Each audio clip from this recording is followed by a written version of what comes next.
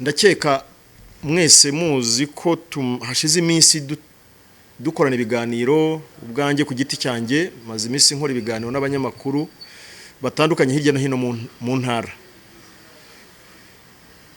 Mu byo twagarutseho cyane nagiye nitsaho nkabiganiraho cyane ni ibijyanye n'ubujura bw'inka. Abantu biba inka z'abaturage mu byaro, mu biraro bakazibaga. Hari abazibagira mu biraro, hari abazibagira mu gasozi, hari n'abazitwara bakazibagira kure y'urugo. Ndetse hari n'abazigurisha handi kure. Banje kuzishorera. Twaraburiye, twarigishije, twarasobanuye, ngira ngo hari abagize ngo wenda iyo tuvuga tuba ari ukwivugira gusa, ari ugukanga. Uyu munsi rero nari nabahamagaye kugira ngo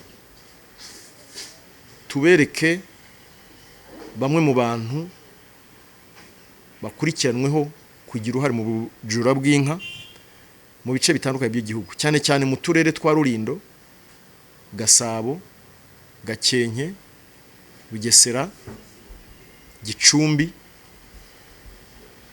ndetse no muri Nyarugenge, cyane cyane muri iyi mirenge hakiri mwaborozi nko mu murenge wa Kanyinya.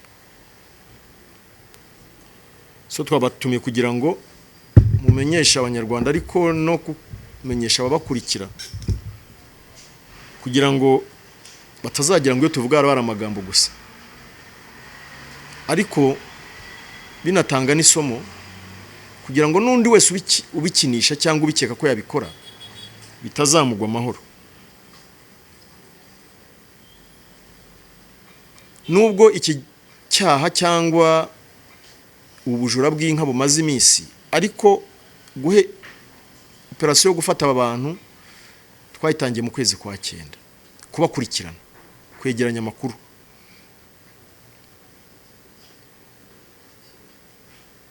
Uyu munsi abo tubagaragarije ntabwo ari bose, gusa kuva aho tubafatiye muri utwo turere mvuze nibura uyu munsi barahumeka.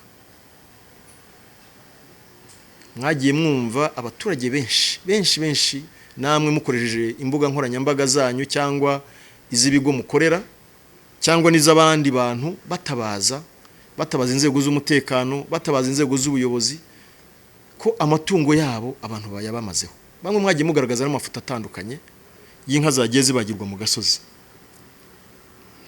Uyu munsi ndagira ngo mbagezeho bamwe mu bantu nibura tuzi ko bagiye bagira uruhare rukomeye muri ibi bikorwa bigayitse bisubiza imibereho y'abanyarwanda, imibereho myiza y'abanyarwanda inyuma, bibangamira ubuzima bw'abanyarwanda, bibangamira gahunda z'igihugu zo guteza imbere abanyarwanda.